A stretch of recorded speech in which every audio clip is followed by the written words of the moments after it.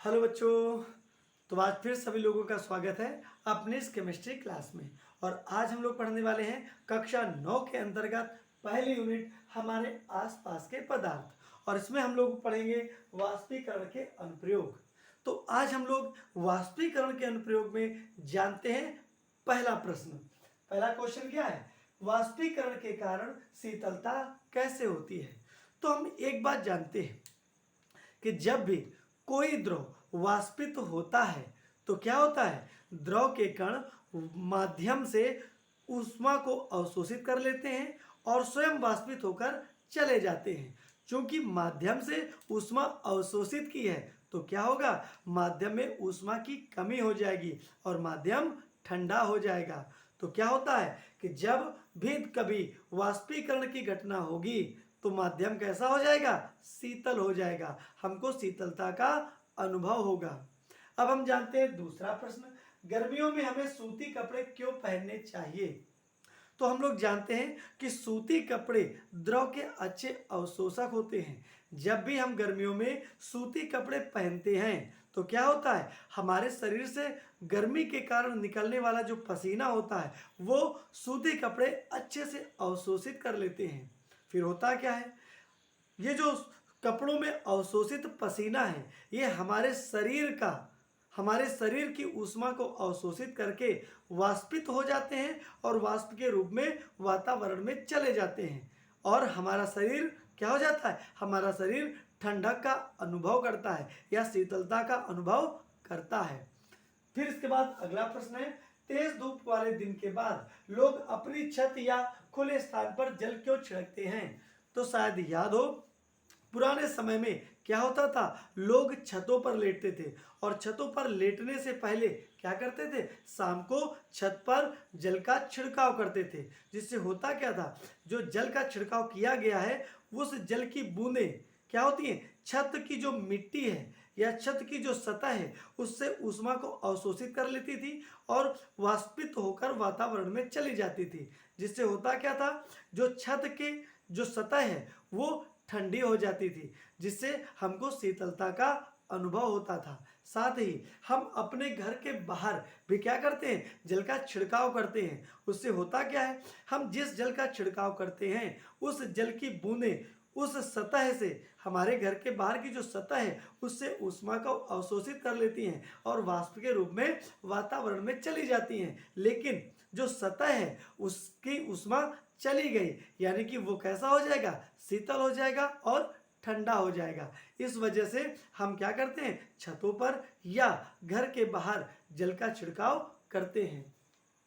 फिर इसके बाद आता है कि बर्फीले जल से भरे गिलास की बाहरी सतह पर जल की बूंदें क्यों नजर आती हैं?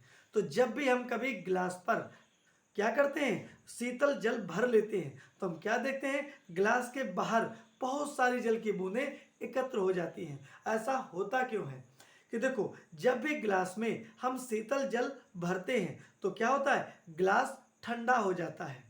जिससे होता क्या है, हमारे चारों तरफ उपस्थित जो जलवाष्प होती है वो जलवाष्प जब उस गिलास से टकराती है तो टकराने के बाद द्रवित हो जाती है और द्रव के रूप में उस गिलास पर ही एकत्र हो जाती है। इसलिए हम कह सकते हैं कि बर्फीले जल से भरे गिलास की बाहरी सतह पर जल की बूंदें नजर आती हैं। फिर आते हैं अगला प्रश्न, गर्मियों में घड़े का जल ठंडा क्यों होता है? देखो, हम लोग जानते हैं कि घड़े में क्या होते हैं, बहुत ही बारीक से छिद्र होते हैं।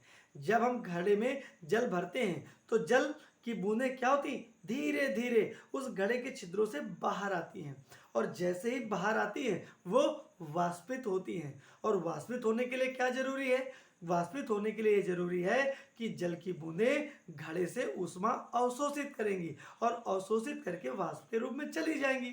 लेकिन घड़े से चूंकि ऊष्मा उन्होंने अवशोषित कर ली तो घड़ा कैसा हो जाएगा, घड़ा हो जाएगा शीतल, जिससे घड़े के अंदर रखा हुआ जल भी क्या हो जाएगा, शीतल। तो हम कह सकते हैं कि गर्मियों में घड़े का जल ठंडा होता है।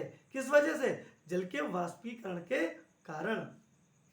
फिर आता है अगला प्रश्न, हथेली पर एसीटोन डालने पर हमारी हथेली ठंडी क्यों हो जाती है?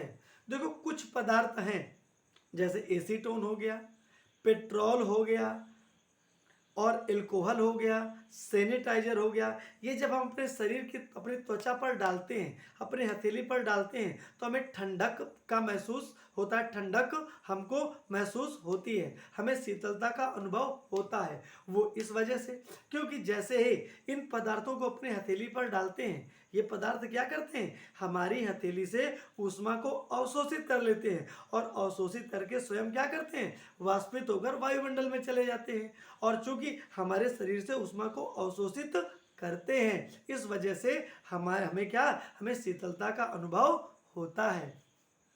फिर आता है गर्मियों में कूलर चलाने पर वातावरण ठंडा क्यों हो जाता है। तो देखो, जब भी गर्मियों में हम कूलर चलाते हैं तो क्या होता है, कूलर जब चलाते हैं तो कूलर में चूंकि जल भरा होता है, कूलर की हवा के साथ उस जल की बूंदें भी वातावरण में फैलती हैं और वो जल की बूंदें वातावरण से ऊष्मा को अवशोषित कर लेती हैं और अवशोषित करके वाष्पित हो जाती हैं। और जब वाष्पित हो जाती हैं, चूंकि वातावरण से ऊष्मा को अवशोषित किया है, तो वातावरण की ऊष्मा हो जाएगी कम, यानी कि वातावरण शीतल हो जाएगा और हमें वातावरण ठंडा महसूस होगा। तो ये बातें हमें उम्मीद है कि सभी लोगों के समझ में आई होंगी। इनमें एक बात बिल्कुल याद रखना, जब भी हम किसी चीज से ऊष्मा अवशोषित करेंगे तो वह वस्तु, वो चीज हमेशा ठंडक का अनुभव करेगी। अगर हमारे शरीर से कोई ऊष्मा खींचे तो क्या होगा, हमें ठंडक का अनुभव होगा, और अगर हमारा शरीर किसी दूसरी वस्तु से ऊष्मा खींचे तो हमें गर्माहट का अनुभव होगा। तो उम्मीद है कि ये सारी बातें बहुत ही अच्छे से समझ में आई होंगी, और अगर समझ में नहीं आई हैं तो कमेंट बॉक्स पर कमेंट करोगे, ताकि आगे से इन सारी चीज़ों को उस ढंग से समझाया जाए जिस ढंग से सब लोगों की समझ में आए। तो फिर इस चैनल को सब्सक्राइब करना तो बिल्कुल भूलिएगा ही मत, और लाइक करना भी मत भूलिएगा। तो फिर मिलते हैं अगले किसी नए टॉपिक के साथ, तब तक के लिए जय हिंद, जय भारत।